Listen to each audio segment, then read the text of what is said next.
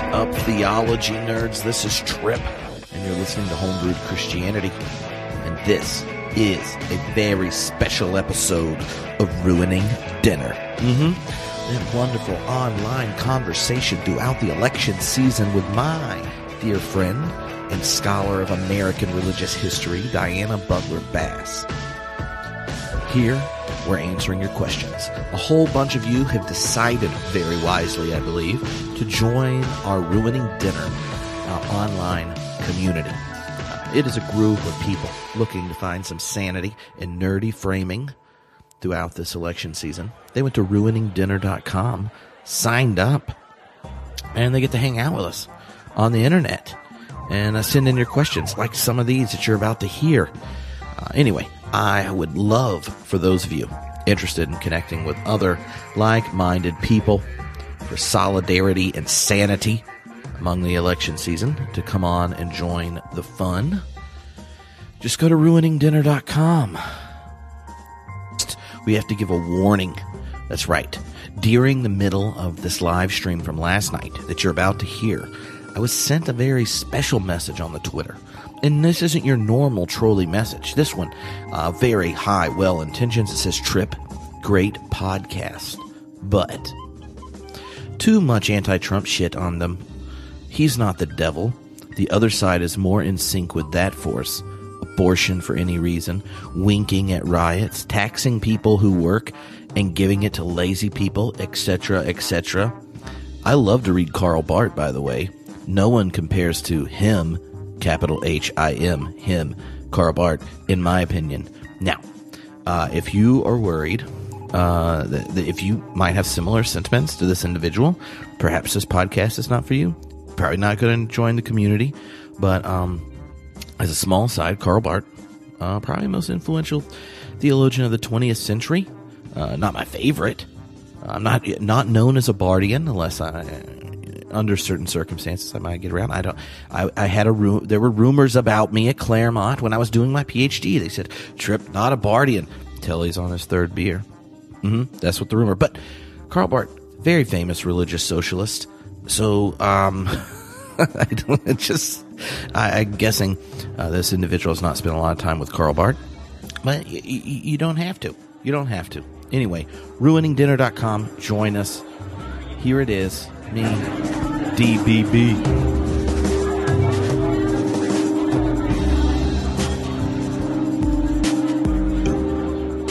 Hello, everybody. This is Trip, and Diana Butler Bass and I are here to ruin your dinner. So, if the Supreme Court discussions today haven't already ruined your appetite, then we're going to try to do it. Do you feel up to the task, Diana? I actually do. My dinner is already sort of ruined. I had something for lunch today that kind of upset my stomach. And so between that and the SCOTUS hearings, which I have only been able to watch in the very smallest bits. And I don't think I'm the only one. Really smart people I know, women that I admire, people who are journalists, are having a terrible time watching these hearings and are trying to figure out how to get all the information without literally sitting through every minute of it. So if people feel kind of sick to their stomach, it probably isn't my cauliflower soup that made me ill after lunch today. But you know, Amy Coney Barrett and the Republican Senate is doing their best to ruin not only our dinner, but our future. Yeah, you know, everybody has a different spiritual gift. And you just don't, some people ruining futures, others ruining dinner. Now, one of the questions that we got sent in that I thought would be a good one to start with, because your most recent book was on gratitude. Hold on, let me just read the email. All right, WTF. I'm totally freaking out. Diana wrote a book on gratitude. I read the first half, and then the election season got intense and set it down. What can I do to cultivate gratitude when I mostly want to exorcise demons from a large number of the people around me, including my partner, but don't use my name on this email. It's very difficult. Ugh. Oh my gosh. I kind of feel like a Dear Abby gratitude columnist. This kind of happens to me a lot. People often send me notes similar, but that one is pretty intense. I have two suggestions, and the first one is, yes, it is really tough to find any kind of spiritual practice right now that is healing and helps us to make it through each day. And those would include things like meditation. I mean, literally, I wake up in the morning and I think, oh, I should meditate. But then I turn on Morning Joe. And that is not meditation. So, there's so much that's distracting and so much that's pulling us in and so much information that we feel like we have to have that it's really hard to cut out time in our day for something else. And so I just urge the person who wrote the letter to find something else, gratitude, some level of prayer. I've actually taken to having little direct message conversations with trusted sort of dialogue partners that I know through Twitter. For example, I'm friends with one of the Jesuses on Twitter. And so last night I was on Twitter and my husband came in and he said, "What are you doing?" And I said, "I'm cruising Twitter and I'm talking to Jesus." And he said, "You're what? You're doing both at the same time?" And I said, "Yeah." You weren't looking at your heart. You weren't like, hey. No. I was literally direct messaging Jesus, and Jesus was answering. And that was the best lines I've had from Jesus in a long time, And so, but that person has become for me an incredibly trusted dialogue partner, so that I can actually send a direct message. I know that the person who's behind that Twitter account is a different time zone than I am. I know where they are. And they're often awake later than I am. So I literally. So Jesus is in a particular time zone because yes. as a panentheist, I really find all times as times where. Well, that's true. At least the cosmic Christ is always attentive. Well, this is just plain old Jesus. So I guess that Jesus has to be localized. And I'm not going to tell you the time zone because now I have to. Jesus is on mountain time. And doesn't that like work? Yeah. I mean, it's very Transfiguration-esque, if Jesus was on Valley time, that would be more Holy Saturday, Right. But no, mountain time. It's perfect.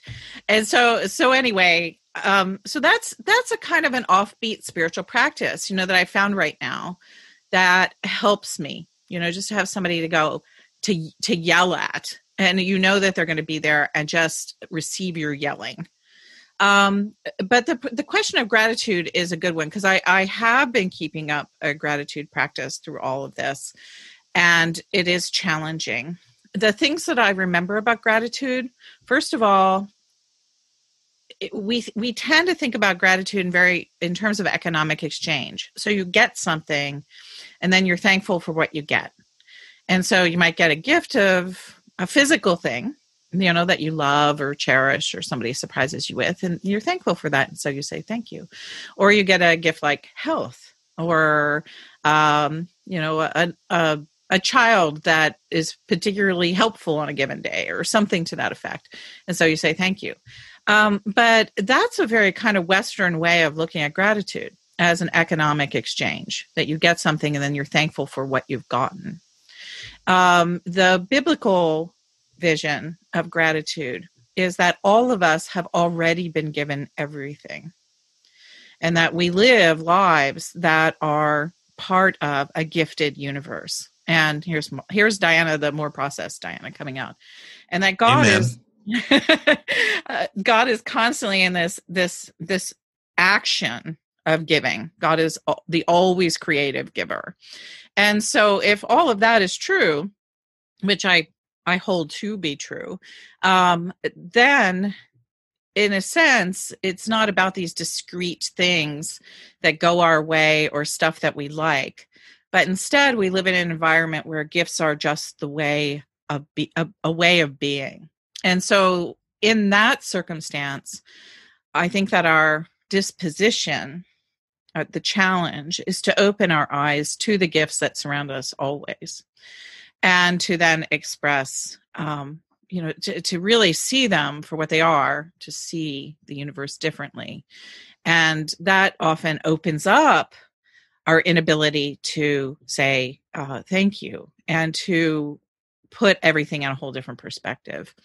So, some things that I think are helpful right now is actually, I am thankful for how angry I feel some days. Because if I didn't feel angry, I would be in a position where I was just accepting this brutal, awful, unjust set of circumstances. And that I can still be passionate, and I can still be angry, and I can still see things that are wrong. That means that that my soul has not been worn away by all the events of the last 4 years. And so I can say, that's a gift. My anger is a gift in this case, or my doubt is a gift, because those things prove that I'm human in the midst of a situation that is wearing at our dignity as human beings. So I really just urge the person who is on the other end of that note to not think about what you don't have right now. And what we don't have is a culture that's politically settled. We don't have a good Supreme Court nominee. We don't have politicians that are working for justice.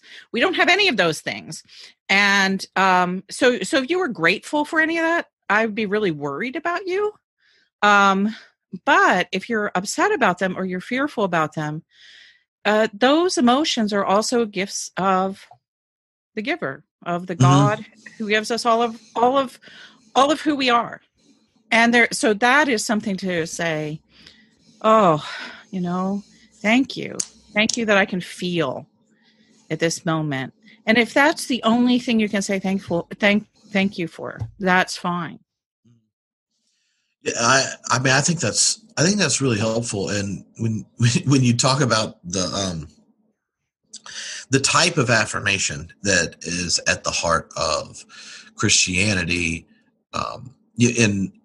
with my kids, I find the conversations you have with them, because as a parent, you can't help but be a bit more intentional, as ones where like the self with a little bit more gratitude and compassion occasionally shows up, and with our kids, we talk about the Fuller family rules. And the rules are not like rules like you break them, but things that as you get older, then I take them out on a special outing one-on-one and then tell them the next secret rule. And it's like, these are the rules. Like, what does it mean to be a Fuller? Well, this is what we do. And the first one, the most important one, is the most true thing about you is you're God's beloved. And then the next one is, and that's true about everyone else, right? Like, and one of the things about gratitude is that in communicating gratitude to other people, then you start to actually be more grateful for the life you have. In the same way that if you start to communicate and show love to other people, then the love that's available to you starts to be more aware. And that was one of the things I really liked about your book is, sometimes gratitude is something that you're cultivating for a very utilitarian purpose. And then other times gratitude is a practice because it actually is in rhythm with the deepest powers of the universe. Right. And it's a way of existing in the present where you're more in harmony with the flow of the divine. And I think that if people feel out of harmony with the flow of the world's reality right now, that's actually a sign of that other thing. Right. That perhaps they actually are more deeply connected to the beloved and being beloved, and that somehow in the midst of it all, they've sort of fallen into the flow of that. And so that's why we're also, at our wit's end, is that the world we know is flowing one way, and the God we know seems to apparently be kind of flowing the opposite way. And and what do we do? Yeah. So, When the last week Reggie joined us, and one of the previous times he was on the podcast, he gave this example for white supremacy. It stuck with me. He said, if you're in one of those above ground family pools, they're like 3 feet high, and you just have in the backyard and stuff. If you get in there and everyone starts running the same direction, you can like create a real world pool. And then if you just put some inflatables on your kid and throw them in, and a bunch of adults are running in circles, they'll just start floating that way. They don't have to do anything. It turns into a little lazy river. And he's like, since 1619, America's been running in the same circle.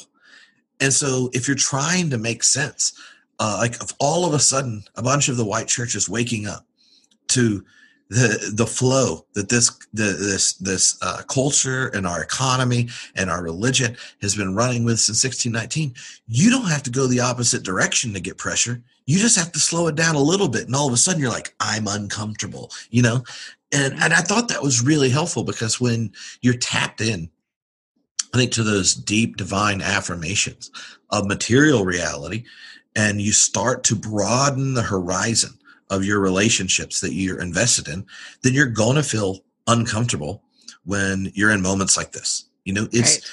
And Adam Clark, when we were doing the Black theology class, he said that he was talking with one of his Jesuit mentors, and he said, what do I do with all the anger that I'm having after George Floyd? And his Jesuit mentor said, don't think that anger is a place that deep prayer can't begin. And if we're in a reality and the anger comes because God's creation's dignity that is given by the divine's not being honored by someone or by institutions or systems, and it angers you, then you have an ally in the divine. Now, that doesn't settle the problem of what you do with family and friends, but they're here's a way I've been thinking about pitching it, and I wonder what you think. I've been trying to draw a distinction between being responsible for something and responsible to, because a lot of times as a parent, and this is where I came up with, was as a parent, my worst moments are when I think I'm really responsible for everything my kids say or do, right? They, like a 4-year-old acts like a 4-year-old at the grocery store, and all of a sudden I'm embarrassed that my kid's acting their own age, and I'm like, stop it. And if you see another parent doing it, you're like, she's 4 years old. Yeah, let the kid have a break, Yeah, but if it's you, you're like, I know there's large amounts of implicit judgment. I am a failure. They know I'm a failure. I'm a fraud, an imposter. Why? Your 4-year-old daughter's acting like 4, And in those moments, you feel responsible for someone else where your agency shouldn't extend, right? But you could be responsible to them. And this is something my wife taught me about, because she did a lot of work with people with autism. Was a one-on-one mentor and stuff. And she talked about learning to be present in ways where you aren't imposing these kind of ideals. And it changes the way they respond because they aren't experiencing the anxiety of the other person. Oh, and wow. I think a lot of times when you have this insight, this anger or frustration or deep desire for justice or something in someone you love, where part of who they are tells you who you are, then you want to be responsible for what they're going to do in a voting booth or when they talk or what they believe. And then you get anxious and you're like that parent that's losing their biscuits at the grocery store because their kid's acting their age. But if you're responsible too, you can define who you are. You can be clear and choose how you do it, but you aren't in charge of their agency. And I think if we make those distinctions, it can be really helpful. And then you can be present with someone in difference in a different way than if you really feel incomplete or that if they don't, cooperate or something. Yeah, I think that's a really good advice. If you have a political disagreement with somebody who is very close to you, you want people that you love to agree with you. I mean, I think there's some human thing there. We just want to be together on important stuff with the people that we live closest to. But there's also that moment where you just have to let the other person be who they are, and you have to be who you are. And that's really, really hard. I shared with this group about my brother and I fighting. Yeah. And so, I mean, that's the good example that I have. And, basically what I've learned through that is that there's this practice of discernment that I have to engage. And, after almost 2 years of feeling really terrible about that and feeling like, I got to call up my brother and I've got to fix him and I've got to make him agree with me about Charlottesville or what have you. Literally, I happened to fall across social media on something that his wife posted this week, and it was a picture of my brother who I hadn't seen in a long time, and he was waving one of those great big Trump flags. And I just looked at it and I went, well, that's my brother, and I don't love him less, but I don't have to call him up on the phone and get berated by him in order to get him to put the flag down. He's on his own journey. And that's a little harder when it's your brother is not talking to you than it is if it happens to be your beloved or your spouse or what have you. But I know plenty of married couples who actually do make it through pretty radically different political views. And love each other and are married after 25 or 30 years. And so I just encourage whoever this is to, remember all the things you love and hopefully what a good partner your spouse, your beloved actually is in every other area of life, and try to create some, healthy lines of discernment and remember where you began and where your partner begins. And sometimes those things, not everything about us touches. That's just what it is. That's why you have friends. Even people who are very happily married. My husband and I are very happily married, but there are interests that we just don't share. And so he has friends that have those interests, and I have friends that have other interests, and that's fine. That's cool. Alicia was not interested in me crying when the Lakers won the NBA championship. I was like, why not? She's like, get on Zoom with your other friends, One of the other questions people we do it with sports all the time, by the way. Women, if this question is from a woman, women know how to do this with sports with their spouses, because it's like, how many times have I rolled my eyes over something having to do with the Washington Football Club? It's like, oh my God, it's that season again, So, if it's the Nationals, you're there. Well, right. That's the one we share. And so discernment puts us at the ballpark together. But all those other sports leave me baffled. And so it's just like, now I'm glad we're both Democrats, but when it comes to football, that's a whole different thing. So I hope that whatever this person is feeling right now, we're not making light of you. These are terrible times. Embrace the whole of your life. God loves you. You are beloved. God is love. If you're upset, your anger is a gift. See all the good that is around you, and recognize that we live in a gifted universe, and try to love the person who you're closest to without inhabiting them and trying to control them. And we all tend to do that, but it's not very healthy for any of us when we do. So, treat it like it's this football season. So one of the other questions that came in, well, there were two related to your most recent post about the data around white mainline Protestants and white evangelicals.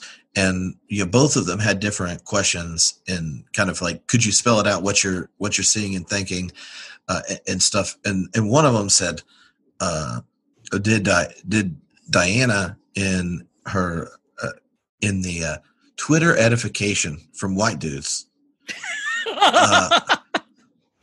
feel like she has a new type of solidarity with Kamala after the VP debate. So now people may not know this, but you can tell the story however you want. But I kind of giggled at the question and thought, oh, I bet Diana has something to say about it, you know? Well, yes, I did. I felt a lot of solidarity with Kamala after last night's little Twitter eruption. And, hey, we're all on a little bit of a short fuse right now. And I put up this post about some data. It's just a very simple chart that a friend of mine who runs a very sophisticated polling operation passed on to me. And the chart, it shows one thing. And it shows that the percentage of white evangelicals in the population has declined. And right now, it's about the percentage of white evangelicals in the United States is about 15% of the population. And the surprising thing is the chart showed that in comparison with other groups of white Christians. And so white Catholics right now are 12% of the population. And lo and behold, white mainliners, people who belong in these denominations with the big historic names and the roots in Europe, are also 15% of the population, which means, of course, that the percentage of white evangelicals and the percentage of white liberal Protestants is actually now tied. And together, those two groups of white Protestants only make up 30% of the population. So I thought this was really interesting. And I put it up and I said a few kind of sharp things about it because I am really tired of having been bashed over the head by conservative think tanks for the last 40 years about how liberal churches are always going to decline because they're liberal. And so what this data shows, of course, is that it's not in the set clearly, but I know it's behind the data that's on that chart. For example, the Southern Baptist Convention, I believe, lost 1 million people last year. If the Episcopal Church lost 1 million people, there would be no more Episcopal Church. And so the Southern Baptist Convention is not liberal. And so the idea that only conservative churches grow and only liberal churches decline is just a big pile of crap. And so I was kind of happy about that last night. And so I put it up on Twitter. And of course, some dude who writes for Christianity Today, and whose work I have not ever been all that terribly impressed with, comes at me and starts correcting me. And when I finally just couldn't put up with it anymore after he listed his credentials and explained to me what a mainline denomination was, and then said, I am an academic, as if, of course, I wasn't an academic, and called me by my first name on top of everything else. I mean, it was just like, it was mansplaining 101. And it was like, I'm over this. And so I told him, I said, don't patronize me. And he kept going. And then his friend joined in. And so at that point, I just pulled out his tweet and I turned it into a tweet. And I said, hey, look, if you ever think that women don't get a bunch of crap here on Twitter, take a gander at this. And so I retweeted it. And then I got a little bit more mansplaining. But then I also got whole bunches of people who, especially women who are pastors, who are just like, one more. I've seen that about 1 million times. And so anyway, I'm 61. I have run out of patience. You do not come at a postmenopausal woman with a PhD and patronize her, because whatever you get in return, you deserve. And so that was last night. And Kamala is only 5 years younger than me. So yeah, hey, we're in the same boat. Don't do it. And the crazy thing is I was trying to make sense of it, and so and at some point when you're scrolling through a list of tweets and you just see that like 40 female ministers are all like, I have to deal with this shit all the time, then like when you're that like third guy that decides to come in and be like, wow, I just think, like you should just not do that. That's like the main lesson I've learned is don't do that. And I'm looking forward to talking to certain individuals that I'm close to with this data, just to let them know that they're like, I used to just say when people would say, oh, well, then why aren't liberal churches growing or whatever? I would just like, my general thought is like, I'm not sure Christianity is built to be in charge of empires. So I'd much rather us be like faithful and lean than culturally dominant. And so like, I'm not sure that's a good idea. But I did actually like losing that many people with the Southern Baptists, like the this week when Eric Trump said that his father was saving, literally was, I don't know, maybe he uses it for everything, but literally saving Christianity. Like the Christianity Donald Trump represents is the one that like mild bigots are uncomfortable associating with. Like I have a friend that is in this group, silently not participating, but we had a discussion and he posted up on his Instagram, Trump or Biden, why? And he's like worship leader, mega church, evangelical, right? And he was like, if you just read the why Trump ones, it really makes you not want to vote for him because the amount of anger and vileness in them are just like, they were just judging him for asking the question, right? And I thought to ask myself, like, if someone asks you that question, you just assume, well, they're open to something. Maybe I should tell them why, right? Because like I mostly just got really hateful, judgy comments from Trump-alicious people, and I do think that is a an accurate description of like why, when you look at the uptick, right? Like there's like right about the time that Trump started going birther, right? Once he decided the marketplace needed a birther, is like this drop in evangelicalism and an uptick in mainline Protestants. And you know why? I'll tell you some things that don't get to happen at mainline Protestant churches.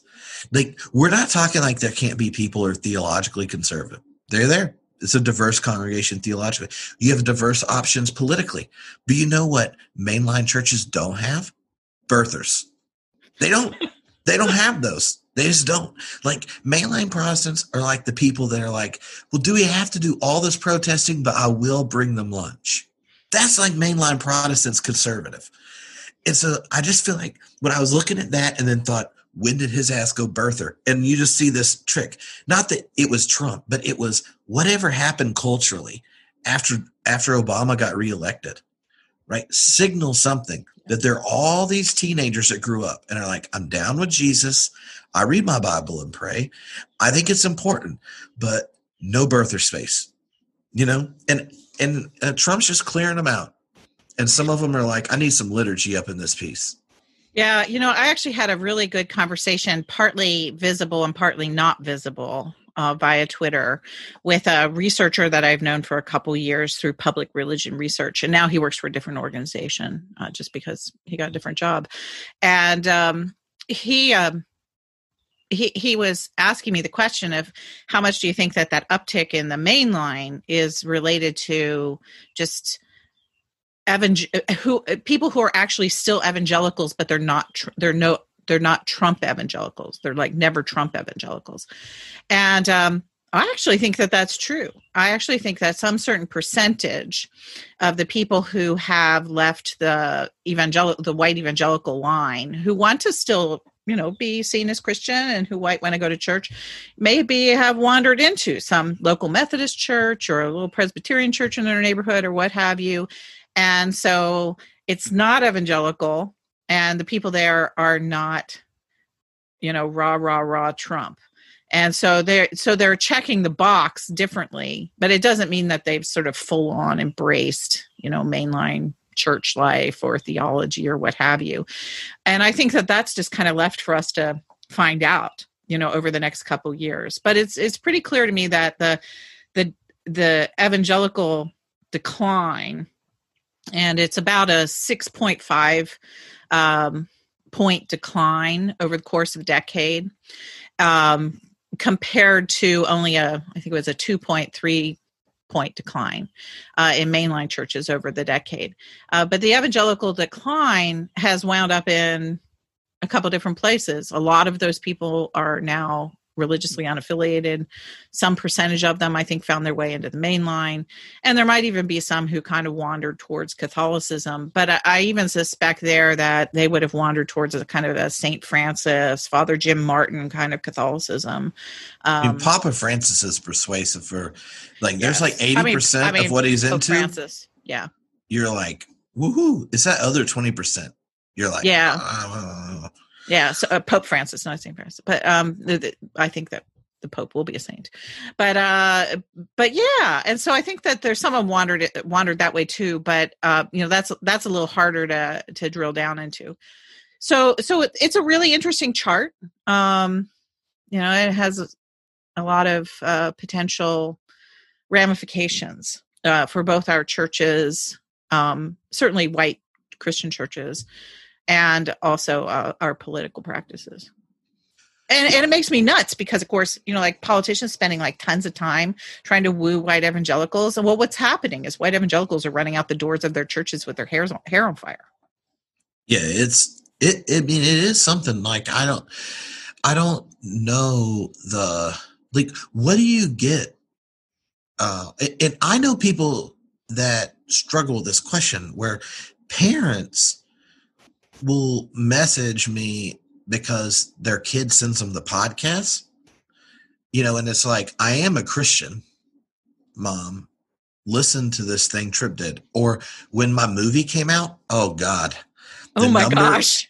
The number of people that, are like, I'm not sending them an hour-long conversation about philosophy, but I will send them Trip's movie. And if you're so offended by a lot of the jokes, it was a buddy road trip comedy for people that don't know, dealing with sexuality, problem of evil, all sorts of things. But we roll a joint using the Bible in it, right? Which is basically the most trigger warning thing for people with magical theories of language.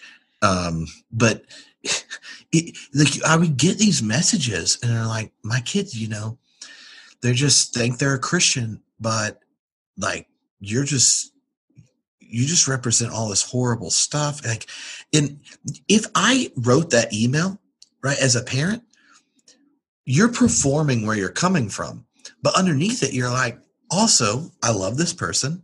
Their faith still animates them, and I'm trying to make sense of it. But the tools I've been told where the boundaries work, my kid doesn't exist in them anymore. And there was one screening we did of the film where a kid who hadn't seen their parents in 6 years, when they came out, they were disowned. Grandmother showed up to go to the screening. And the film has this gay wedding in it that my character performs. The gay man's chorus of Denver sings in it. It's a beautiful, powerful scene, right? And no one in the room in the wedding scene isn't affirming, right? So it just looks like a Christian wedding with two females getting married.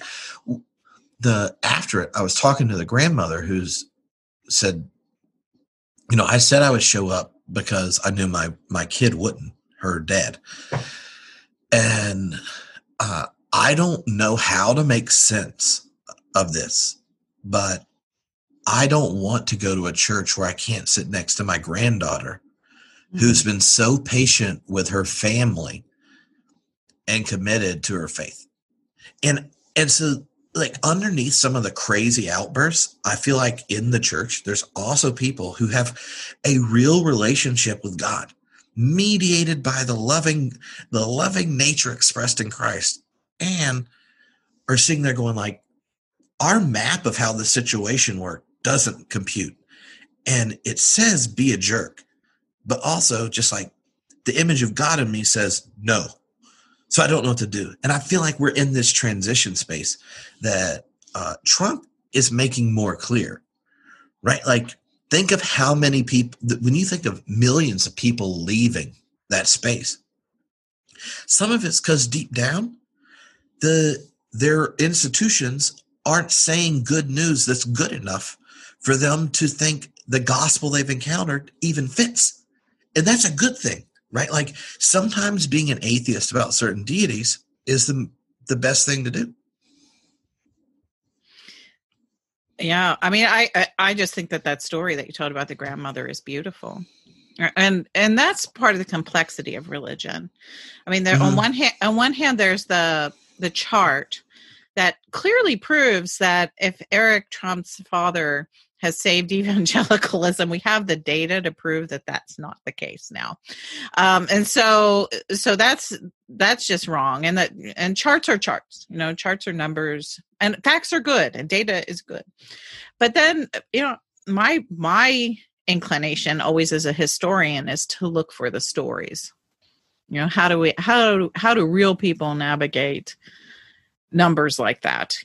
How do real people live their lives in a time when this kind of crisis is going on within a major faith community? And so that you gave a story of that. And there are multitudes of stories like that. There are people who are sitting listening to this conversation who are coming up with their own stories.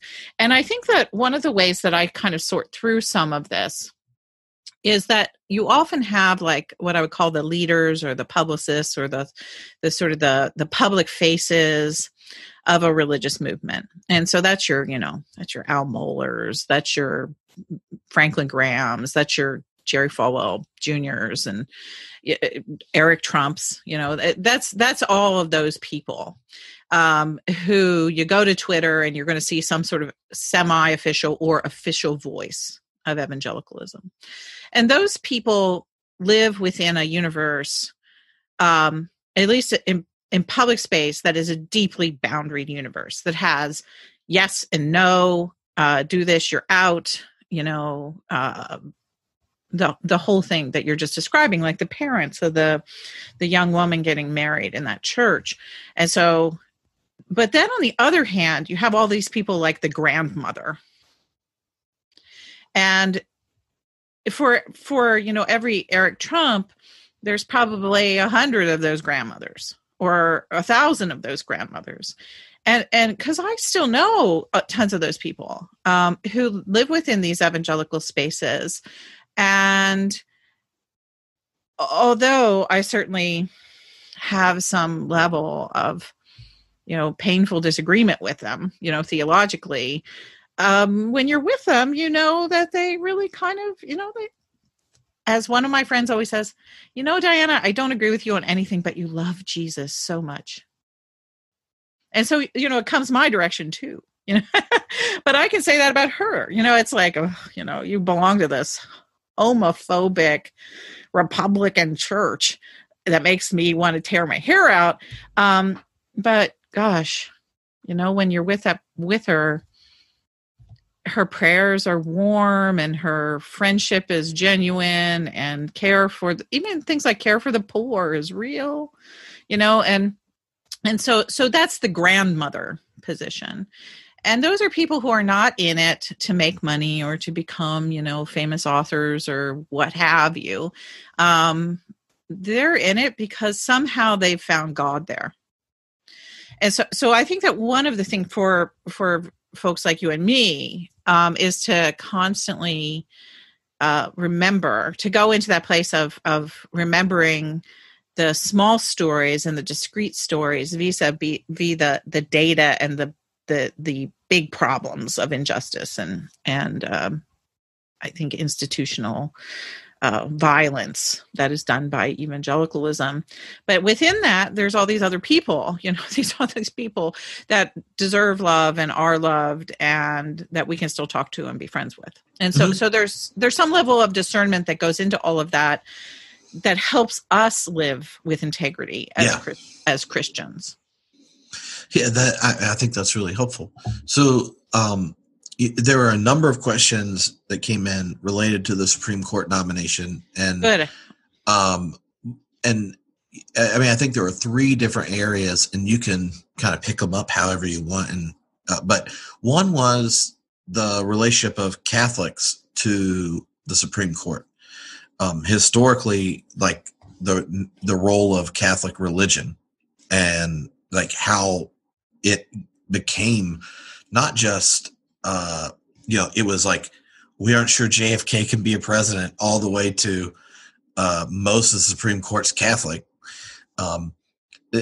There were questions around that. And then there were others that were, how can you engage someone's religious background critically without dismissing religion as an animating element for someone's public engagement? Those were the two biggest comments. The other one was just was the power politics question. Do you just like protest for a long time and then realize that Democrats are being dumb, trying to play by rules? They should just win the Senate and double the Supreme Court, add Puerto Rico and DC as states, and just completely deflate the power of the Confederate contingent. And when it goes to politics, so those were the three big topics. I didn't know if there's a particular place you'd want to start talking about it, but I read through a bunch of questions and then put them in buckets. Well, the last one, whoever wrote that question, that's probably what's going to happen. So that's my answer to that question. But I'll go with the first one. Then how about you and I go back and forth on that second one? When you go to the third one, do you think pack the court or add Puerto Rico and DC? Which would? Well, it's really important to recognize the court has already been packed. Right.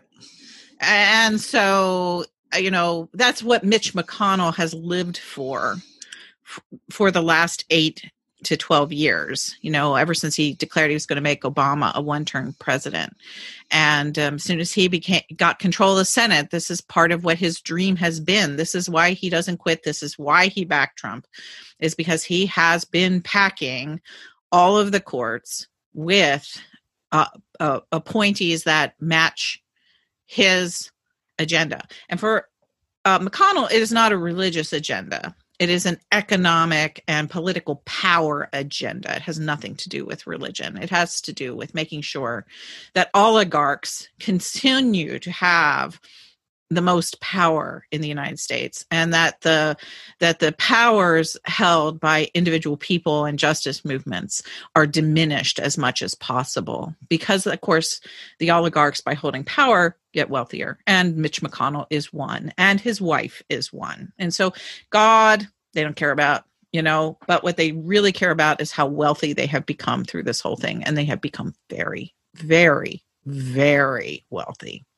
So that's Mitch McConnell's play. He's already packed those courts, and he's packed them in that way.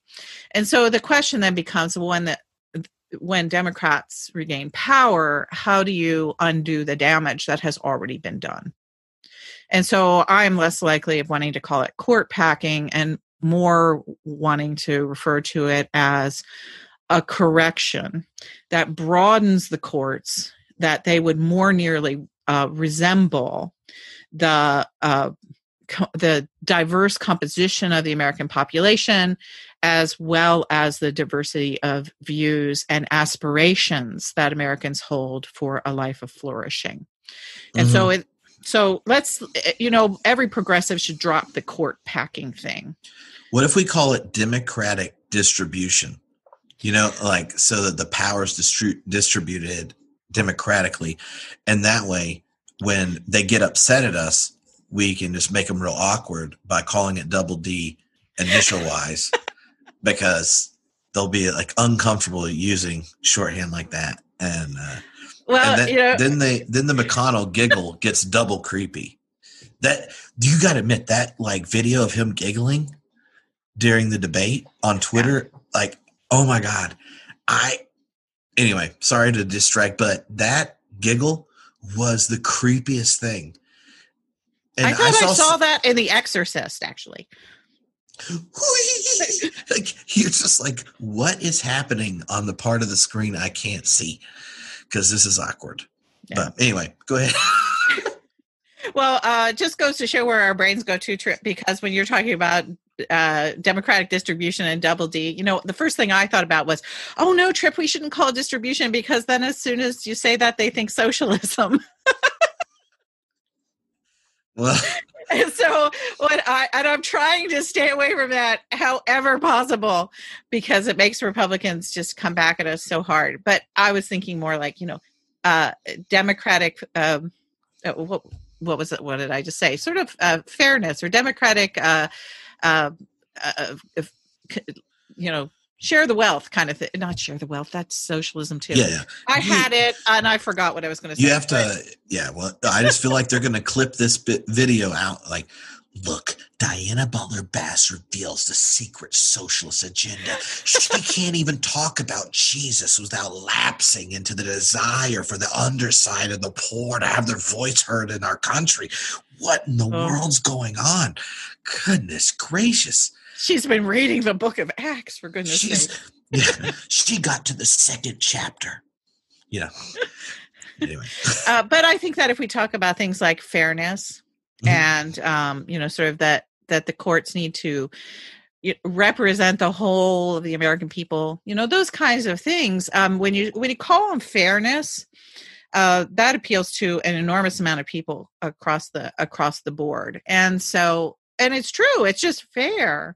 Right now, it's unfair that we have a court that's basically had how many people put on it, representing 44% of the American population, while the majority of the American population, our votes just essentially don't matter in this process any longer. So that has to be fixed. It has to be fixed for it to be fair. And so there has to be a case made for fairness.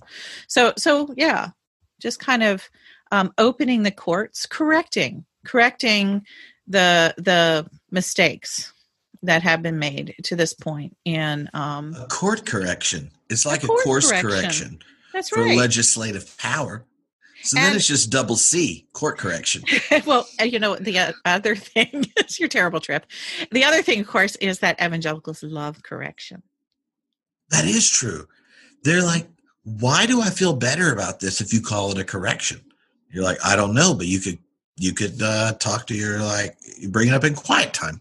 Maybe talk to your accountability partner about your desire to legislate women's private parts. I don't know. Everyone has their growing edge. Giving agency to people, that's always one. So what about the issue of the changing role of the Catholic faith in American religion? If you take the historical perspective and then think, if you go 100 years back, the idea the Supreme Court has a majority Catholic on it just isn't there. So how has the Catholic role in public religion and politic discourse changed? And what are some of the ways they ended up connecting with the religious right to end up in this type of position? Well, that's a giant question. And if I was teaching a class at a university, that would be a major thread in the whole of the course. But I think there are just a couple short steps to help us really get our brains around it. And the first one is the history of Catholicism in America is deeply conflicted, and that Catholics were, up until really about the 1920s, a persecuted religious minority in the United States. Even though there were lots of them, there were still laws that were specifically written, directed against Catholic immigrants coming to the United States, Catholic practices, Bible reading in public schools, and other kinds of things. And there were moments of, and some actually extended periods of violence directed against Catholics in order to try to scare them, limit their influence and power in the United States, and they were treated very badly. As a matter of fact, people forget, but the Klan was actually founded to go against three groups in the United States. Obviously, African Americans, Jews secondarily, but then Catholics. There were places where Catholic churches were threatened by Klan action, and Catholics were considered to be undemocratic, agents of the Pope, all these kinds of things, and that they threatened the whole American experiment. And so Catholics didn't count as being real Americans, and they were under threat. So that's the deep history of Catholicism. Protestants forget it. Protestants oftentimes don't even learn it because we don't like to think about our ancestors behaving that way, but they did. So that piece is always there. But then this other piece is so interesting, and I think that, Randall Balmer has it about as right as anybody does, that, evangelicals and Catholics didn't get along until they began to find that they could increase their political power together, and that political power could be leveraged through Catholic attitudes and Catholic ethics around abortion. And so originally, even Jerry Falwell Sr. didn't think that abortion was a terribly bad thing. It was kind of off his radar screen. And it was his sort of coming towards the nexus of power in the late 1970s and 1980s, when people like Phyllis Schlafly began inhabiting some of the ranks of the moral majority. And Schlafly was a Catholic. As a matter of fact, you have no idea how much Schlafly and Amy Coney Barrett remind me of each other. I think intellectually and in terms of their worldview, it's incredibly similar women. And so anyway, Falwell and other major leaders, Robertson, et cetera, of that generation, kind of came across these Catholics, and they were convinced that abortion could be a wedge issue with liberals. So Randall has decisively, I think, written about that in several different places, including, I believe it was an article in The Atlantic, if people want to kind of look that up, Randall Balmer. And when I remember reading him in American religious history class and being struck by it. And we read this book on the fundamentalist takeover of the Southern Baptist Convention. And I don't know how this Northern Evangelical guy that wrote the book is a book called Uneasy in Babylon, I think. It's an orange book. I remember the color of the book, but it has Babylon in the title. And Paige Patterson, who was one of the architects of the Southern Baptist takeover, in an interview says, well, we tried a whole bunch of issues to split the denomination. It just turned out that inerrancy and abortion worked best. It's one of those times where you're like, yeah, that's exactly what you did, but did you have to tell us that directly? That's like when your Republican friend's like, well, I mean, we don't really want to do these things. We just do it to get a bunch of like dim-witted religious people to vote for us because we really just trying to continue to exploit the 99% and know most of us aren't going to be alive when the ecological bill comes due. If someone said that to you and you're like, what? Right? Trump is saying out loud all the judgments. Someone did say that to me when I was 23 years old. Well, I remember that story. I'm just like, yes. And so I feel like there's always this tension when these issues come up that if you know the history, right? Like if you tell the genealogy of the platform, then like when a family or friend says to you like, well, I'm just a single issue voter on abortion. Like in your head, you're like, well, I wonder how much money they had to pay to get this vote for their whole life, right? Yeah. But in that person's mind, they like really believe it and don't realize the whole story behind it. And then if you hear that story, how do you respond to finding out there is this ruse? I feel like the only time I've felt that shocked was my experience of the church after 9/11, where I'm just sitting there going, why is it? And why are we responding this way? I thought we were on Jesus's team. And, if I hadn't already been more attached to Jesus than the church I went to, I don't know if I would have stayed around. But I do think that like understanding that history enables at least it enables me to have a little bit more patience and understanding with people who just can't imagine an expression of the faith where this just isn't absolute normative, even though you're like the person that told it to you. You remember Jerry, OG Jerry, like not pool boy Jerry, the original Jerry. The original Jerry. He changed his mind on this for a political decision and is very publicly documented. Right. They don't know that.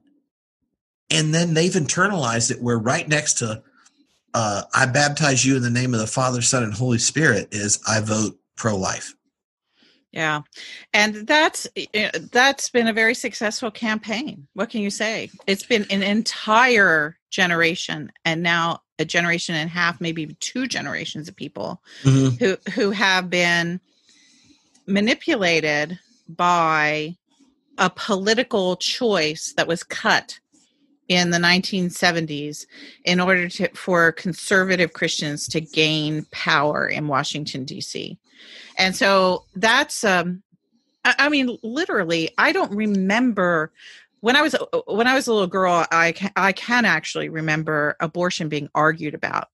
So that was being argued in public spaces when I was coming into, into being a teenager. And so, so I was 13 in 1972.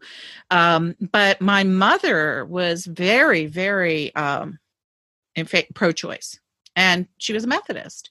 And I can remember her, just her and her friends, all the Protestant friends were all in favor of pro-choice.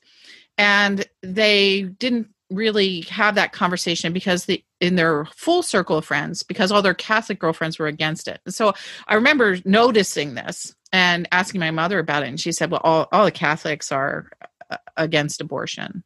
But she just literally assured me, she said, but don't worry about it. Protestants all think that women should have a choice. And so that was the universe that I grew up in, was this religious world that was divided Protestant and Catholic in that way. And then what we're talking about is of course, lots of Protestants retain that idea. And, we talk about in terms of ethics and morals and the value of life and how you adjudicate difficult decisions and the whole thing that goes on in Protestantism around abortion. But then these other Protestants, the Jerry Falwell types, they just said, hey, we want votes. We want to be able to get to the Supreme Court. We want to be able to have these things. And so what are we going to do? We're going to join forces with these Catholics. And because they believe that they shared most everything else with them. Their ideas of what family values were and this, that, and the other thing. And so abortion just came along with that package. Now, so the third piece of that Catholic history question, which is, I think, in some ways the easiest and maybe the most important, is once the deal was cut between Jerry Falwell and Phyllis Schlafly. We're just using them as ideal figures to talk about the evangelical and Catholic conservatives here.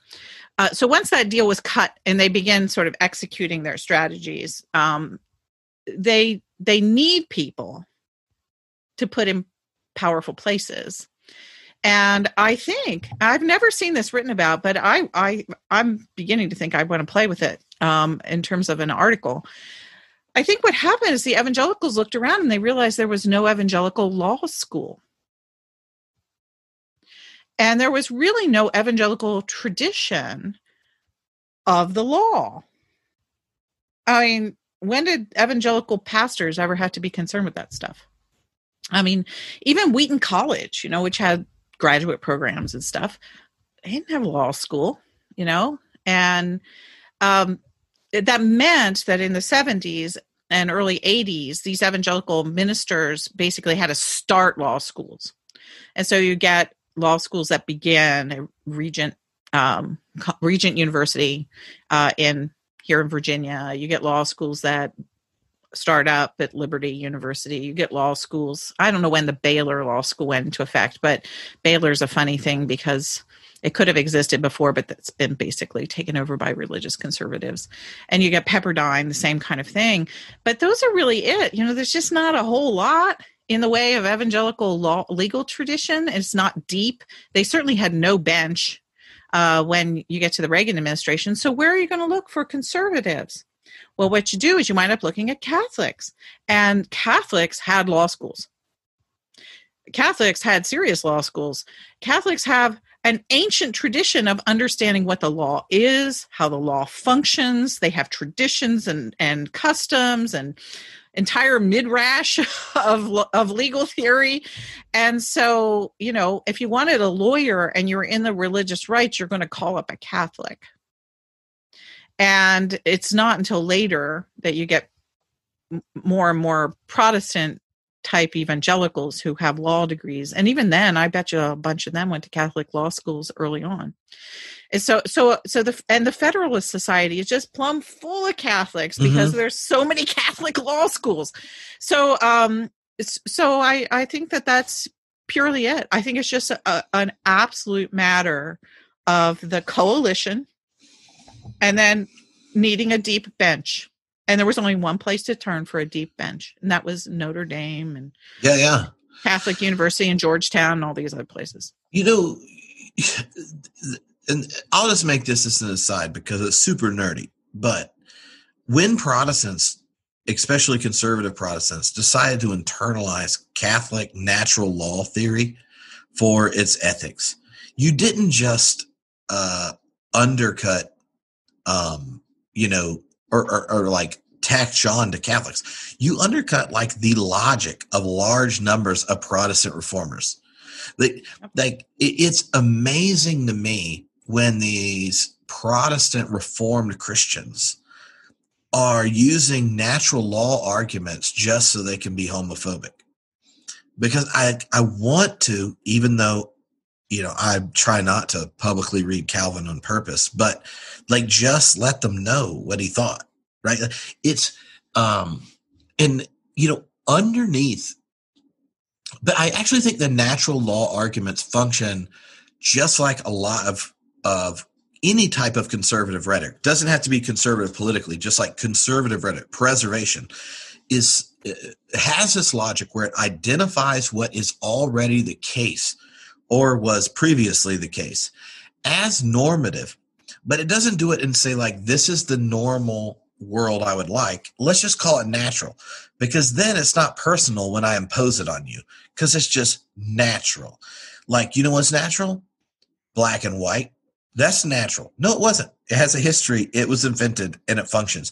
You know what else isn't natural? Patriarchy. There's a multiplicity of ways genders relate in different cultures. But I'm not sure monogamy is natural. Yeah, that once you decide, right? This is normal, but instead of saying this is my cultural expression that I find most fruitful for my own well-being in the world, and you're like, no, it's not personal, it's natural. That's right. Then you're doing everyone a favor by imposing it on others, because do you want them to work against the grain of the universe? Right. And so there is a certain imperialist logic to Protestants getting the natural law tradition, because before, in order to have authority to impose stuff on people, you had to have a Bible verse. But once biblical authority starts to wane, and people realize from reading it, there's a multiplicity of answers to all sorts of stuff, and who knows exactly what any of it means all the time anyway. Then you need a tradition that has solid answers with the authority behind it and justificatory power to impose it on others. And so I'm not surprised they turned to natural law. It's just there's so many things about it that are just disgusting. And I probably sound like a high-quality free church philosophy professor right now, and it's true. But I'm sorry for all my peers on staff with me at the University of Edinburgh who are upset that I just threw natural law theory under the bus. I still love you for who you are and will encourage you to become all you can be, and that is not normatively set. Well, I'm actually not sure that the Scottish traditions of the university, that the Scottish Presbyterian traditions back behind the University of Edinburgh are all that crazy about the natural law theory. No, but you would be surprised how many people that love the Anglican Church have found a newfound appreciation for Neo-Thomism. Well, this is the other interesting piece, is it's not only natural law theory, and this is all great stuff. I mean, this is historic. This is deep. This is the canon. This is the tradition. We're just pointing out, and I have nothing. I mean, I'm not like opposed to them having their tradition of this, and I recognize it as a set of traditions with high intellectual standards and quality. I mean, that's why these people are on the Supreme Court. But at the same time, I don't agree with it. And for reasons you point out, is that I just don't think that the law functions that way. You know, I'm a historian, a wannabe sociologist, a person who understands that, you know, human beings put things down in law or claim things that to be divine when we're imagining the world that we want to create. You know, I think that human beings have a pretty big hand in this kind of stuff.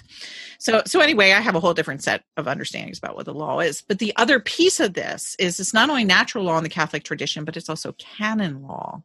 And so since you pointed that out with the Anglicans, I think that's incredibly just kind of there.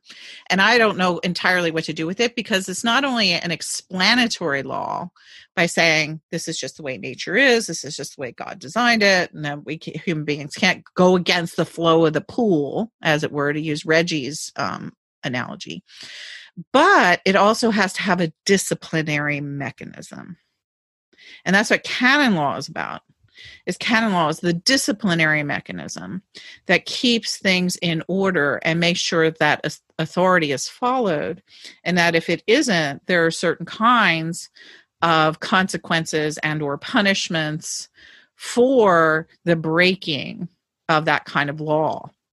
And so, see, that's the kind of thing that really worries me. You know, when you look at I don't have problems with people who graduated from Georgetown being on the Supreme Court. But what I do have a problem with is I do have a problem with everybody on the Supreme Court graduating from Georgetown. I mean, it's literally like, you know, if you have a denomination and there's only one seminary, and that one seminary happens to teach some incredibly, you know, 16th century view of originalist Calvinism, and that would be the only seminary. It would be like having an entire denomination with only Princeton and no San Francisco. And so, or, you know, only Asbury and no Claremont. And yeah, I mean, just the difference, like if you think of the Methodist seminaries, is huge. Like Claremont, right, Asbury, and Duke, and Emory, like, and then Iliff. Like, right. There's a unique flavor to each one. And any institution that's a broad public institution has to have a variety of traditions that can come into the public space and contend for what is good for that whole, for the whole of society, whether it's a denomination or whether it's the Supreme Court. But if you have everybody on the Supreme Court thinking the same way and working out of the same set of traditions, then you don't have the argument. And if you don't have the argument, then you don't have the possibility for the law doing what it should be doing. And that is growing and changing and emerging with new social conditions. But, you know, they don't believe in that. So anyway, you know, this Amy Coney Barrett nomination, you can just see it in the stuff she says, is that she's punitive. I mean, she takes the natural law piece seriously, but I think that you know, the stuff that I've read from her is she takes the idea of sort of punitive consequences pretty darn seriously. You know, I'm uncomfortable with that. It's the idea of treating the Supreme Court like it's sort of the adjudication of canon law. So anyhow, and I don't think that any of this, I hope it's not anti-Catholic. You know, I literally ask Catholic friends of mine, you know, hey, I'm aware of my own anti-Catholic biases. I hope and think. I don't think it's anti-Catholic to say this. Like I said, I have great regard for these traditions. I love the way they developed, especially in medieval Europe. I think they had a historical place that was amazing and humane. But I don't think that they're the kinds of traditions that are best singularly guiding the principles of a diverse, pluralistic 21st century nation, and that there need to be many more traditions at the table in order for us to create a law that works for who we are now. Yeah, and part of it is acting as if the one nominee is experiencing a vacuum and not thinking of like who's on the team, right? Right, the Making whole the group. decisions. Because if you think of even Barack Obama, right? Like he represents what you think of as, I don't know, middle of the road, mainline Protestant theory of the law. Like he's got all the credentials you normally think of. And he's an institutionalist. Regretfully, he should have been less of one. Like he could have got more done, but he played by lots of rules. And like when you think of someone like him, that voice is not one of the live options on the Supreme Court. But sometimes people do this about like the staff on their church. Well, who's the best person for this hire? Well, sometimes if you just keep saying who's the best person for this hire and the people that happen to be on the hiring committee are the very successful men, then they keep hiring people that act and look and think like them. And then you keep having churches that ordain women and never hire them. But like, I feel like there are different ways like you can get stuck in a rut. And you get worried because when the community of people making decisions aren't ultimately accountable and representative of the people they represent, there's a problem. But you also like want to have this pushback. So like when you think of, and this is the other area that different questions came in around, how are you critical of how a religious framing or trajectory that you've kind of expounded the history of can shape something like your role and function in the Supreme Court? How can you be critical of it without wanting to decenter religion as an animating force for someone's public engagement? Because it's not like people signed up for this because they don't think we are deeply committed to our faith and think it matters for public engagement. But you can also, like, there needs to be some way you acknowledge religion in the public square, can be critical of it without saying like, let's pretend we come from nowhere, Mm-hmm. I've struggled with this. Because I mean, you can see the clear thrust of the Biden campaign wants to avoid the question about religion, and no wonder. I mean, honestly, most of the media and pretty much anybody except for Chris Coons, I think, in the Senate, it can't navigate asking these questions without sounding a little off their rocker. I mean, Dianne Feinstein, she blew it in that the previous confirmation. It was Feinstein who did that. Yeah. And the doctrine lives strong in you or whatever. It sounds like a line from a Star Wars movie. I mean, that's like, yeah, but not even a good Star Wars movie. Yeah, really a knockoff Star Wars movie. And so, while Feinstein, I mean, she was actually right. It's a person who embodies her religious beliefs. And the doctrine lives strong in her, but it really does not come out the right way in a Senate hearing. And so I think that in certain ways, people in the deeply secular arenas of the media and a Senate hearing have to keep to policy issues that seem to be, non-sectarian. But even today, I was watching right before I came down. I watched the end of the hearings as much as I could, and Blumenthal from Connecticut was really pressing Barrett on abortion. And she kept saying, well, those things I've said about abortion, I just signed that petition because it was on the table at the door when we exited church one Sunday. And so immediately what she was doing is throwing up the shield of that's my personal faith, and you can't question the fact that I signed a letter that said that abortion was barbaric.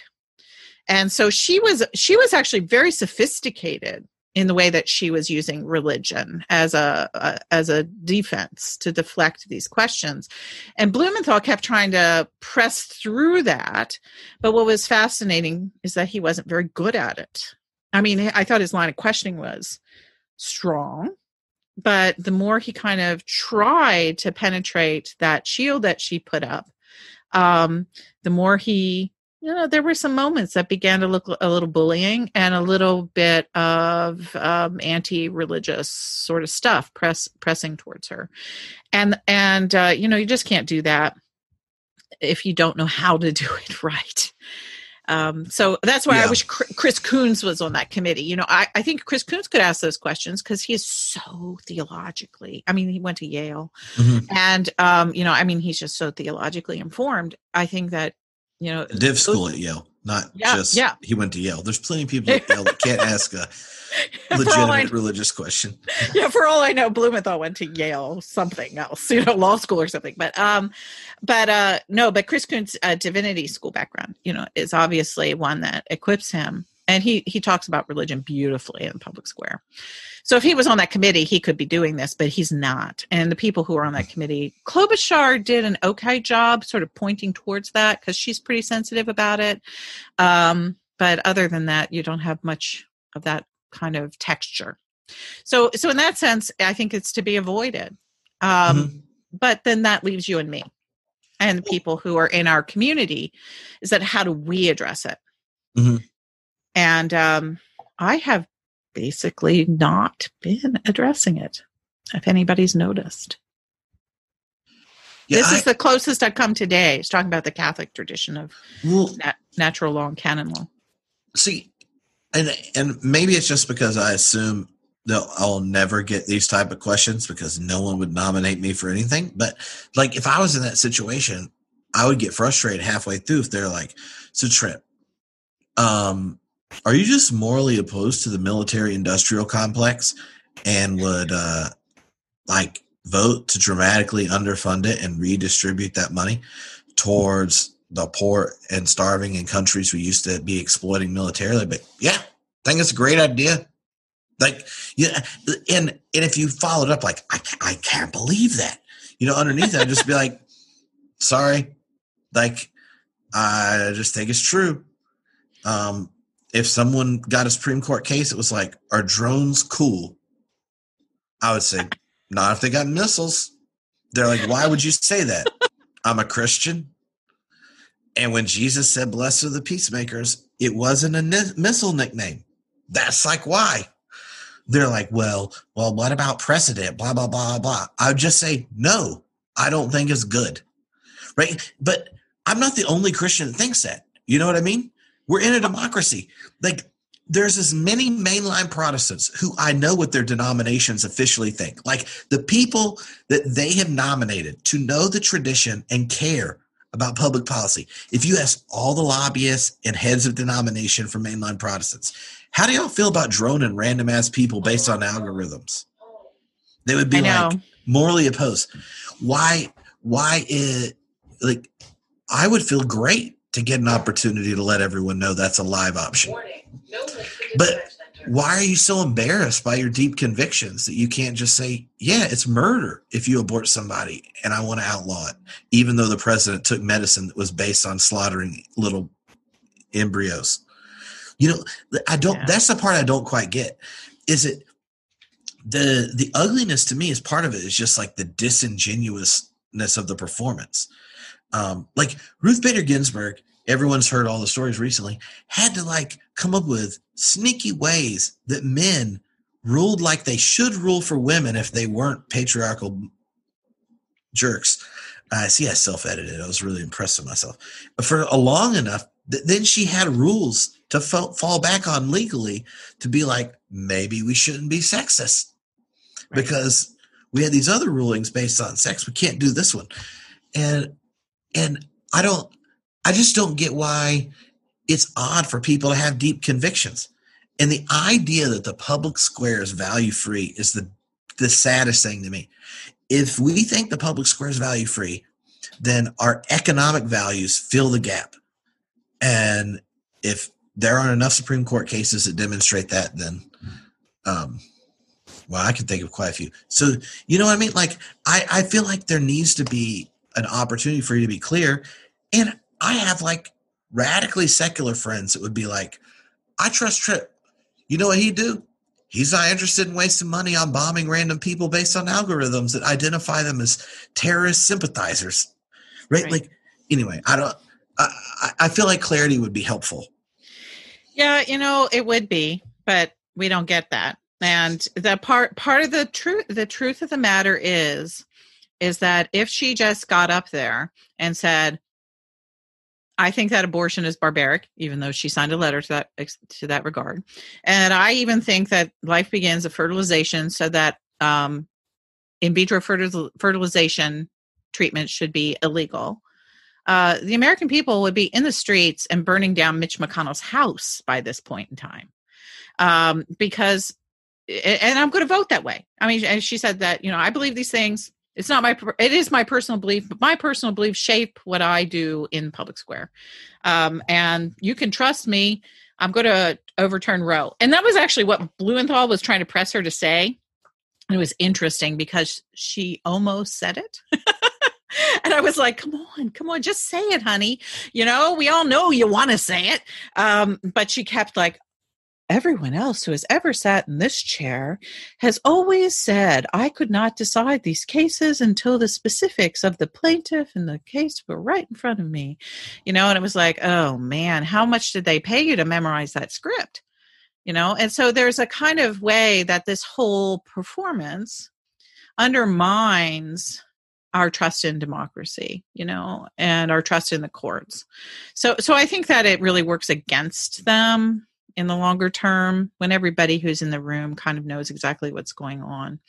And that just makes me sad. But it also means that if she just said it, people would be up at arms.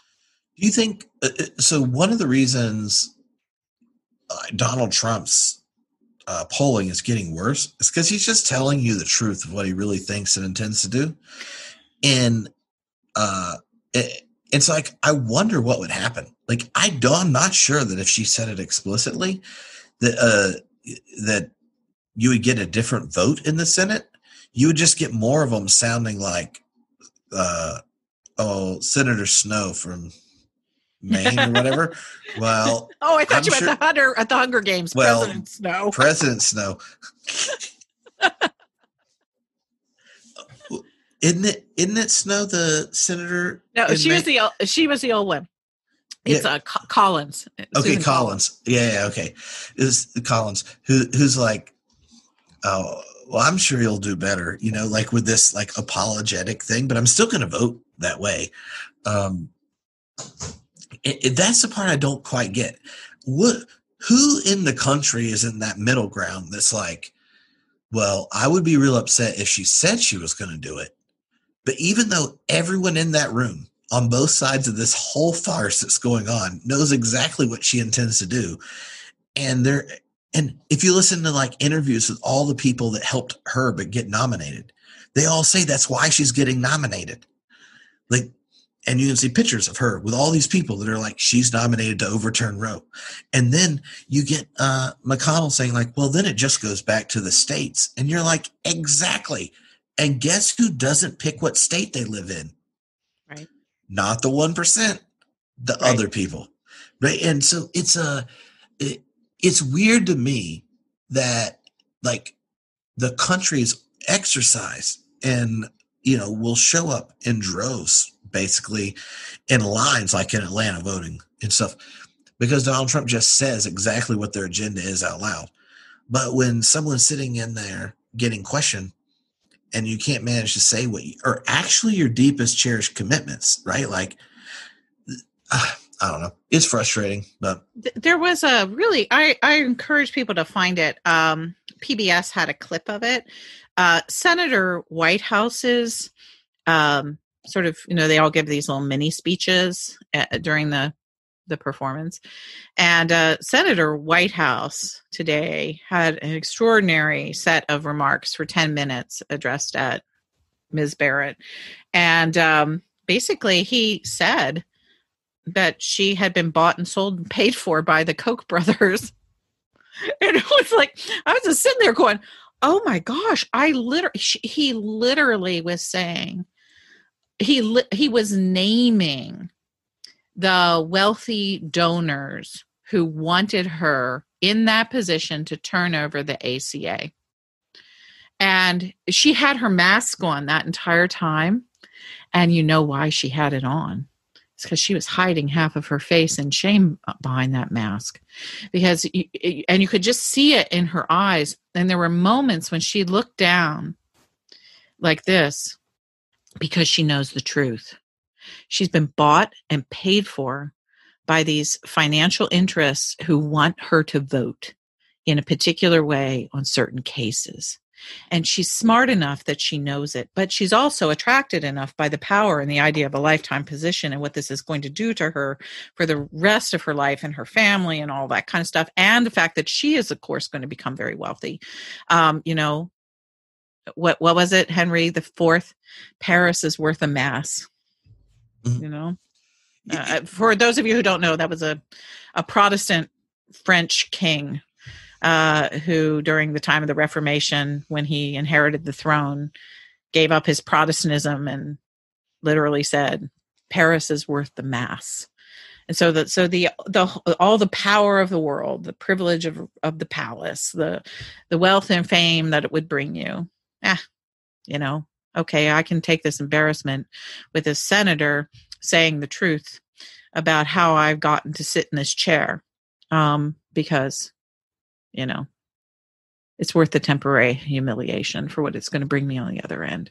And that to me is the moral moment. You know, it's like you're saying, she got on and said, I'm opposed to abortion. Sure, I'm going to vote that way. I would be less appalled than I was by that moment with Senator Whitehouse, when she literally sat there with a mask on her face and hid behind the truth. And if she was any kind of moral thinker, what she would actually do is withdraw her nomination until at least after the election, and realize that, no, sometimes Paris is not worth the mass. Sometimes it's only worth the gaudy wealth that is going to really haunt your soul for the rest of your life if you don't follow the deepest ethical principles that you hold.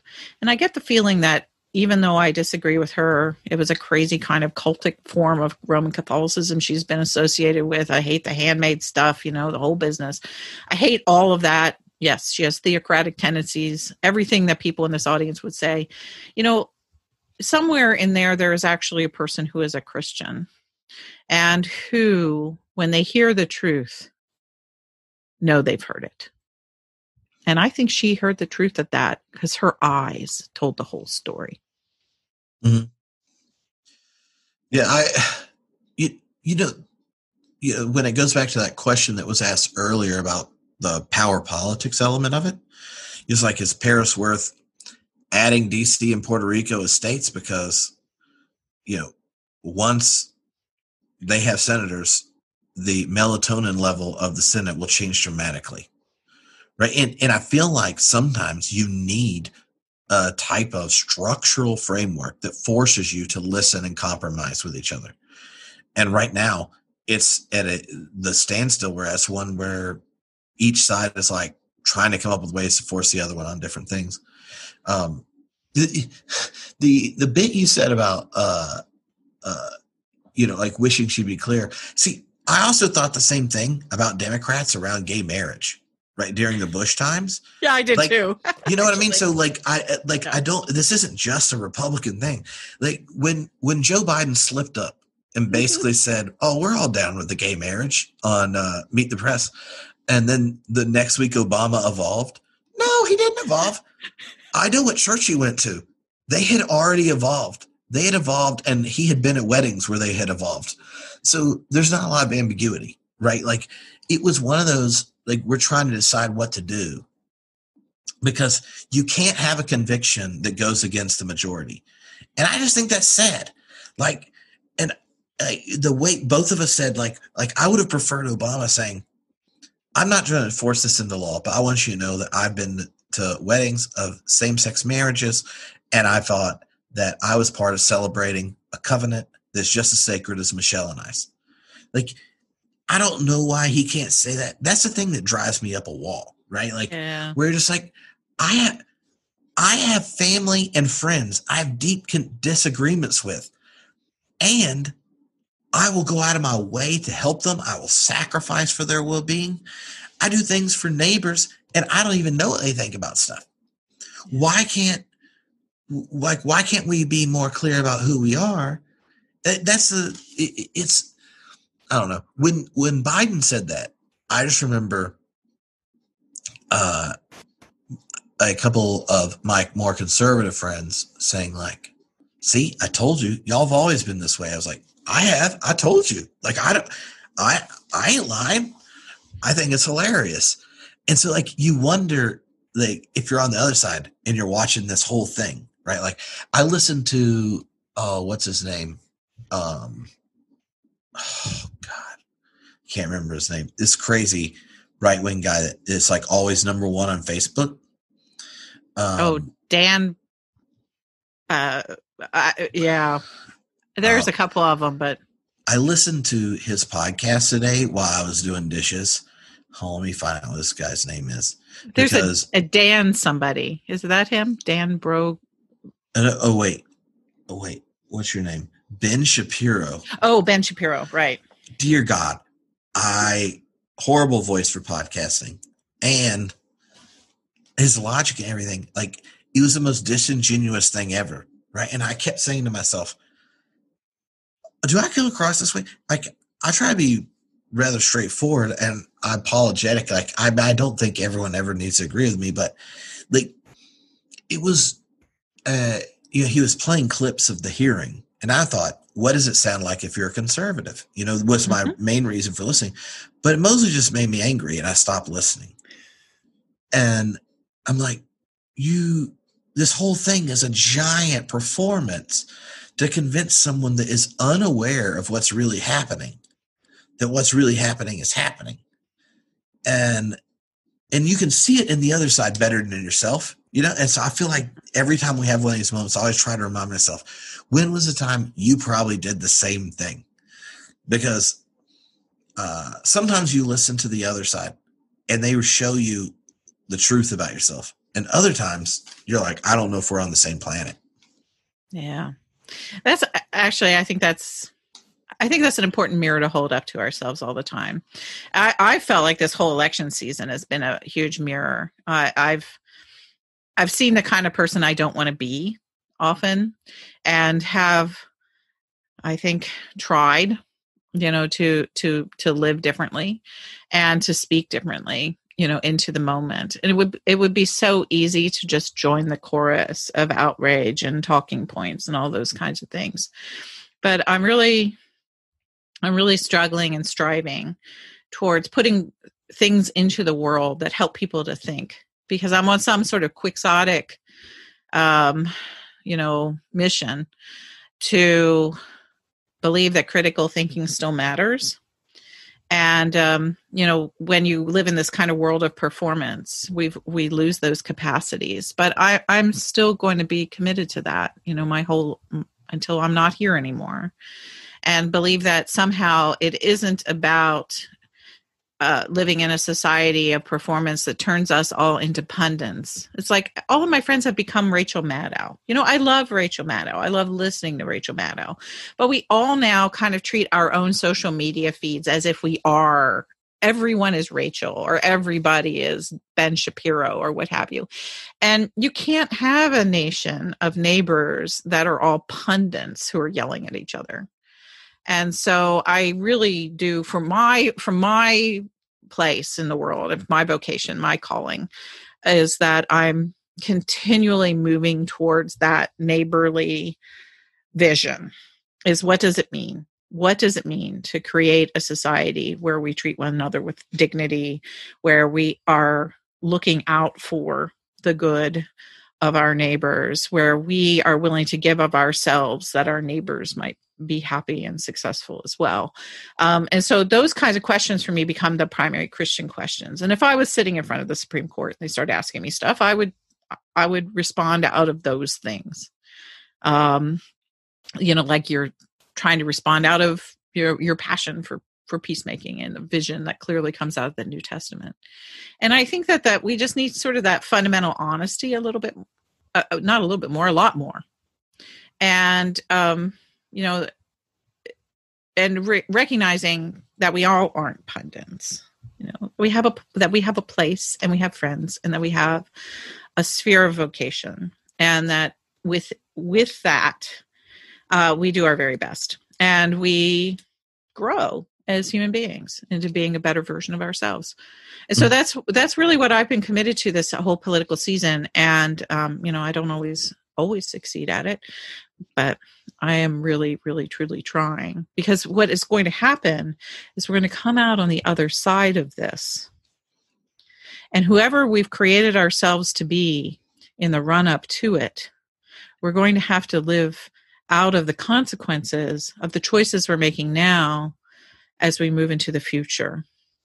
And, you know, I fear what's going to happen on the other side even more than I worry about what's happening at this particular moment. Mm-hmm. So the last question is a fun one, maybe. I think it's kind of fun. If you had, or I think it's y'all because it was directed to us, but you know what I mean. If y'all had Joe Biden join Ruining Dinner for 30 minutes, and you each got to ask, like, set off a conversation around a question, what question would you kick off with Joe? Like, what trajectory of question would you want to ask? Like the one that's not getting attention and such. Well, I know exactly which one I would want to do. Is I'd really want to say, what the hell were you thinking in the Anita Hill hearings? You know, please. I really like Joe Biden. You know, I there's things about him, like the gay marriage bit and other things that I've always thought have been completely authentic and wonderful. And I like him. He wasn't my candidate for president, but I'm happy to support him in so many ways. But that thing, I want to know what happened there. What were you thinking? And why did you make those choices that you made? And what would you do differently now? Oh, that's a good one. Well, I'm going to guess that would not be on the approved set of questions they would allow if he was making podcast visits. I don't think so either. But I mean, I would ask it with great sympathy and a sense of empathy, and wanting to really just know him as a person and that history and what caused that set of events to come together in the particular way that it did. I mean, I would be thinking about it as a historian and as a woman. I just really want to know. I don't want to get him. I want to understand. And I think that, you know, there's moments in history where I always want to understand more than I want to, you know, blame somebody. And so that's one of those moments. I really want to understand that before I go off on my high horse one way or the other. Mm-hmm. Yeah, I was thinking to the whole time I'm questioning would be like, well, as a conservative Catholic, and I know you're way more conservative than me, Joe, but like, are you going to be faithful to Papa Francis' recent encyclicals? And the whole time he basically has to admit he's a crazy liberal Catholic, or agree to challenge neoliberal capitalism and address global poverty and the pillaging of the planet. And I just think, like, no, he does the Catholic thing and actually shows like how his faith was an important part of dealing with loss and trauma of his family. I've seen him do it. That interview he did with Late Show, what's his name? Used to do the Daily Report. Colbert. Yeah, that one. The Colbert Report. Yeah, like you're just like, oh, this is awesome. But the Catholic social teaching, I've not seen the specificities of it. And if you are approaching it like, I know you're more conservative than the Pope and this kind of thing, which is probably good for him getting elected, right? So he's probably scoring points saying like, I'm disagreeing with the Pope. But the whole time you're trying to do it to go like, how can, after you're elected, I just hold you accountable to be a semi-decent Catholic. Like, I need to know if, like, quote, every decision political powers make, they should first attend to the affect to the underside, end quote. Are you going to do that? Because your recent foreign policy decisions when you were in the White House demonstrate otherwise, right? I feel like that. Just give Catholics time to give him mad about him from the left, but using Pope words. That's my tactic. One of the things that I guess I've sadly come to learn in recent years, just because of where I live and outside of Washington, D.C. and the people I know, is that, politics is a couple of different things. No, it's what you and I dream of.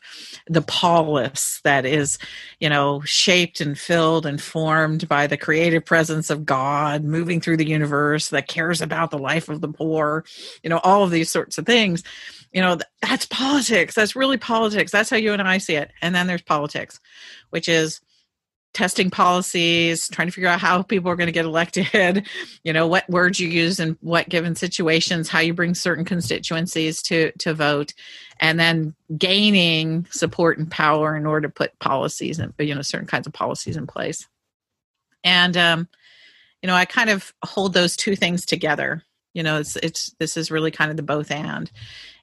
Politics is the life of God, the creative life of God lived out in humankind over time and in community. And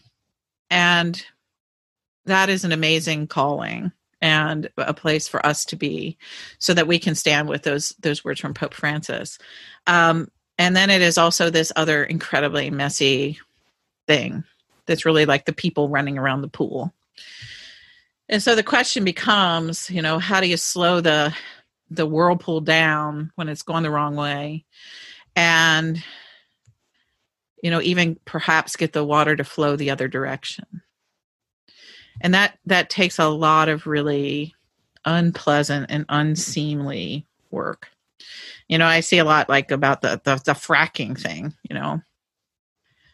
Trust me, they're going to work to push everything they can towards climate change, and getting the United States engaged in incredibly positive, meaningful, scientific, and economic directions for reversing this nightmare, or at least slowing the nightmare that we're in.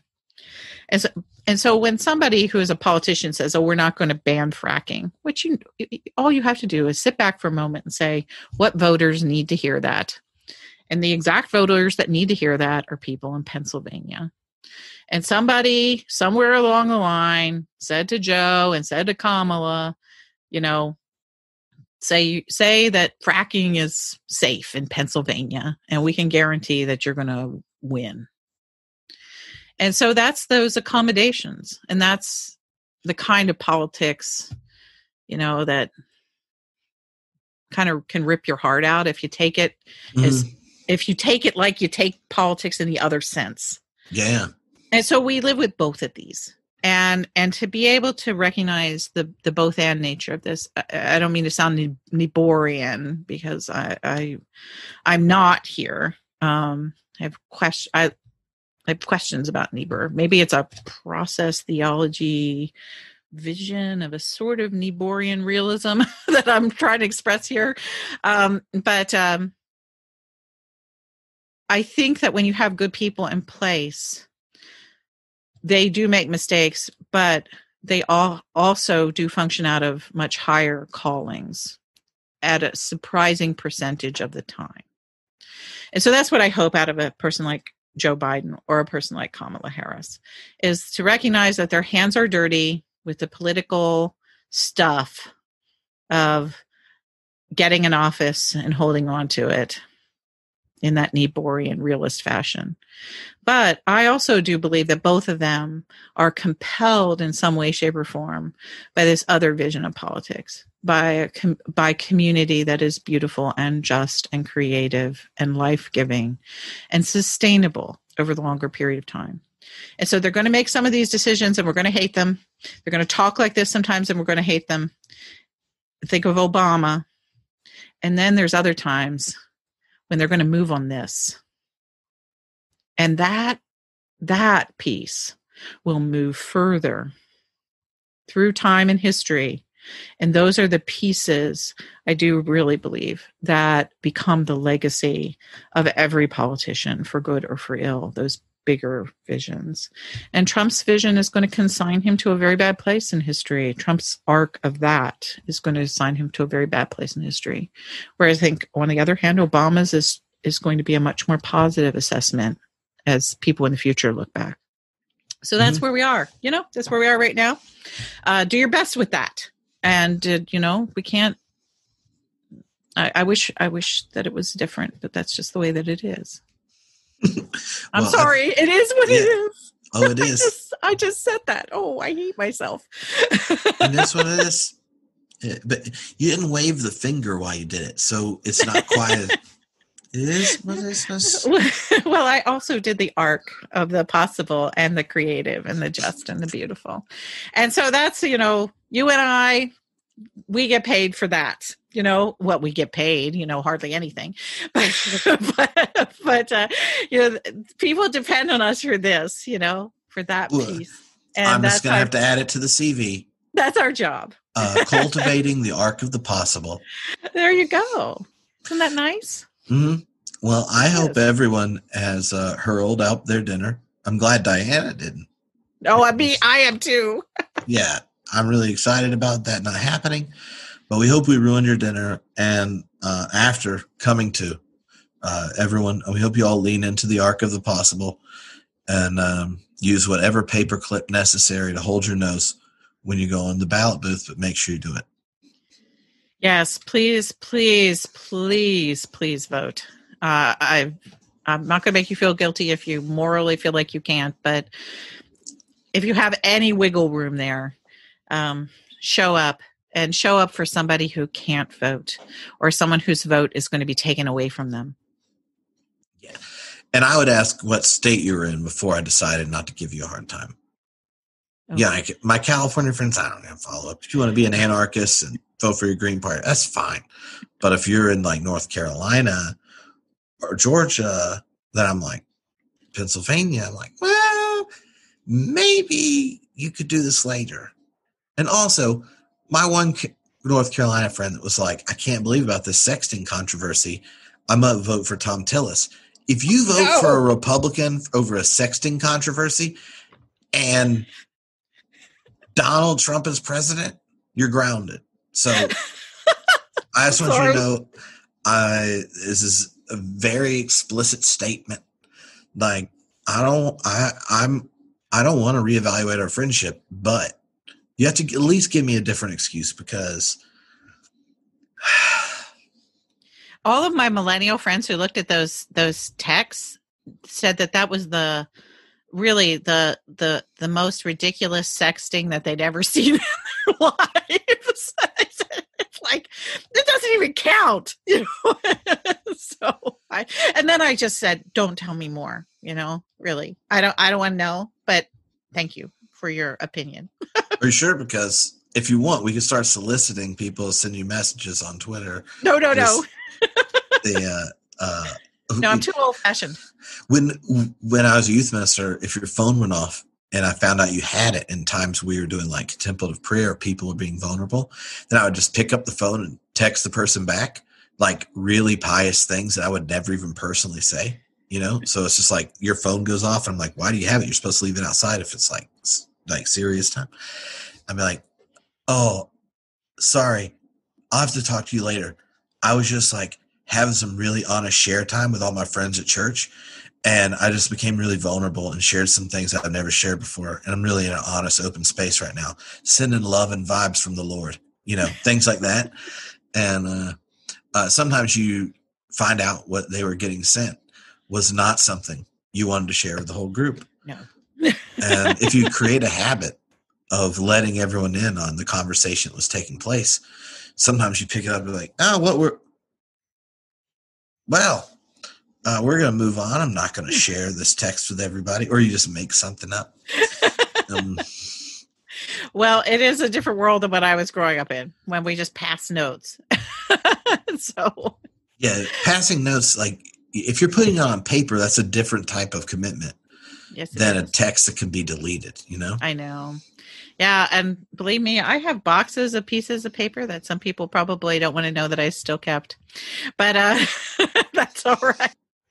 Hope everybody has a good week. Hang in there. Remember, you live in a gifted universe. Find a sense of gratitude. And I'm grateful for you, Trip. It's always fun to talk to you. Ditto. And I know we go places where we can't imagine we're going to go before we get started. And I'm grateful that there are people who want to be in this community to, decompress and have their imaginations enlarged, and I hope become better people as we go through all of this. Arc of possibility. Arc of possibility. Arc of possibility. Awesome. All righty. Well, I'll see you all later.